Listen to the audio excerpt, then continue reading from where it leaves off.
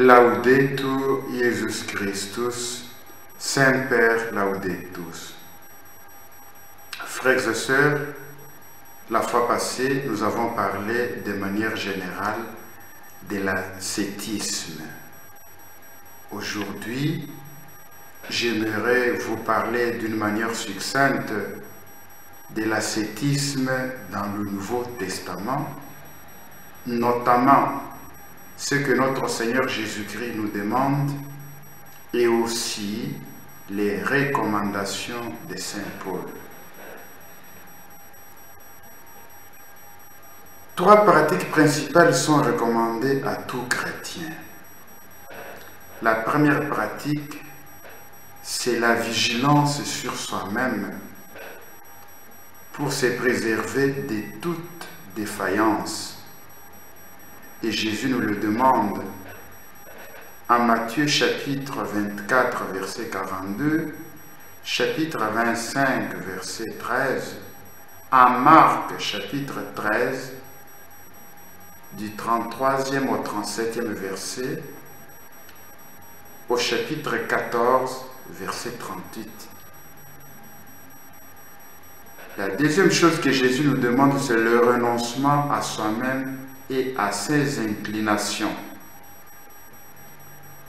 Pour suivre Jésus-Christ parfaitement, il faudrait nécessairement renoncer à soi-même, prendre sa croix et le suivre. Et Jésus nous l'a dit en Matthieu chapitre 10, du 38e au 40e verset, chapitre 16 du 24e au 26e verset, Marc chapitre 8 verset 34, Luc chapitre 14 verset 27, Jean chapitre 12 verset 25. En troisième lieu, le jeûne,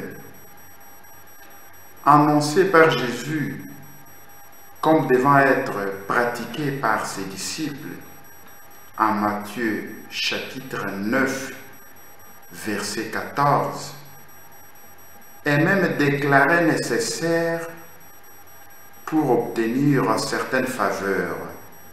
Matthieu chapitre 17 verset 20, Marc chapitre 9 verset 28, mais dans lequel on évitera avec soin toute recherche de l'estime des hommes. Matthieu chapitre 6 du 16e au 19e verset. Aux âmes désireuses de la perfection, Jésus recommande particulièrement le renoncement à tous les biens temporels.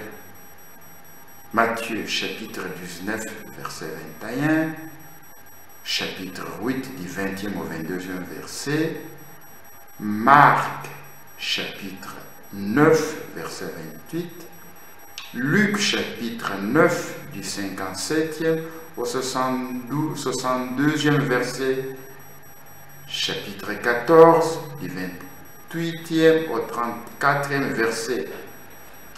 Jésus recommande également la virginité perpétuelle. Matthieu chapitre 19 verset 12.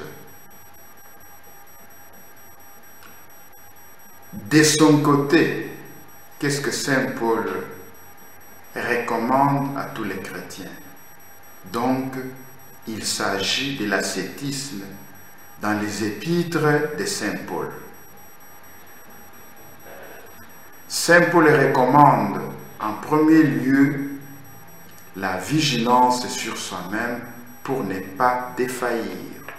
1 Corinthiens chapitre 16 verset 13, Éphésiens chapitre 6 verset 18. En deuxième lieu, Saint Paul recommande la lutte contre les inclinations rebelles de la nature ou du vieil homme ou de la chair que le chrétien doit dompter et crucifier.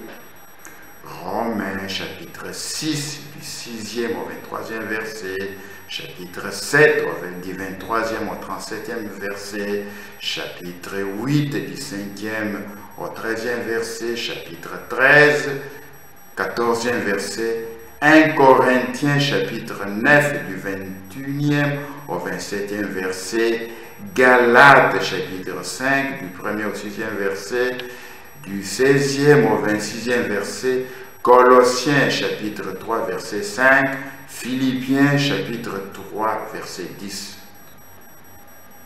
Donc, le chrétien doit dompter la chair pour faire régner en lui-même les vertus de Jésus-Christ. Romains chapitre 13 verset 14, Galates chapitre 5 verset 16. C'est cette lutte que Saint Paul a habituellement en vue quand il parle du combat que tout chrétien doit soutenir.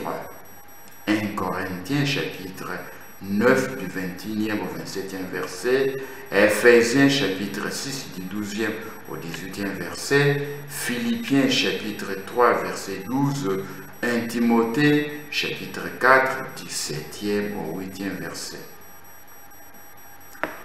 Aux âmes qui veulent être à Dieu sans partage, Saint Paul recommande la virginité perpétuelle. 1 Corinthiens chapitre 7 du 27e au 40e verset. Seigneur notre Dieu, accorde-nous de vivre l'ascétisme comme toi-même tu l'as vécu. Que nous puissions vivre cet ascétisme aujourd'hui afin de vaincre la chair et aussi de vaincre la mentalité de notre monde d'aujourd'hui où il y a plusieurs occasions pour pécher ou pour patiner, rester dans la même situation spirituelle. Que ta grâce soit sur nous, Seigneur, que ton esprit soit sur nous, afin que nous puissions pratiquer le renoncement évangélique avec joie, que nous puissions pratiquer le jeûne avec joie, que nous puissions découvrir la beauté du jeûne, que nous puissions vivre dans la vigilance sur nous-mêmes, afin de ne pas tomber. Accorde-nous aussi, Seigneur, la maîtrise de notre sexualité, que ce soit dans la vie consacrée ou dans la vie matrimoniale. Dans la vie consacrée, Seigneur, donne-nous un cœur pur et un corps chaste, que nous puissions te servir avec un cœur pur, un corps chaste, Seigneur. Que dans le mariage, Seigneur, que le couple vive dans la fidélité, que le couple sache également s'abstenir de l'union intime pour s'adonner à des œuvres spirituelles certains jours de la semaine ou pendant une certaine période. Saint Paul de Tarse, toi qui avais une épine dans ton corps, toi qui faisais parfois ce que tu ne voulais pas faire, obtiens-nous la grâce de la vigilance sur nous-mêmes, la grâce de la lutte contre les inclinations rebelles de notre nature. Obtiens-nous cette grâce. Obtiens-nous la grâce d'entrer dans le combat spirituel. Obtiens surtout aux personnes consacrées la grâce de la virginité perpétuelle. Quel que soit leur parcours, qu'à partir d'aujourd'hui, qu'ils obtiennent cette grâce, qu'il se décide de se convertir, d'abandonner le péché de la chair. Amen. Laudetur Jesus Christus, Semper Laudetur. Au revoir, chers frères et sœurs, et à la prochaine, au prochain enseignement.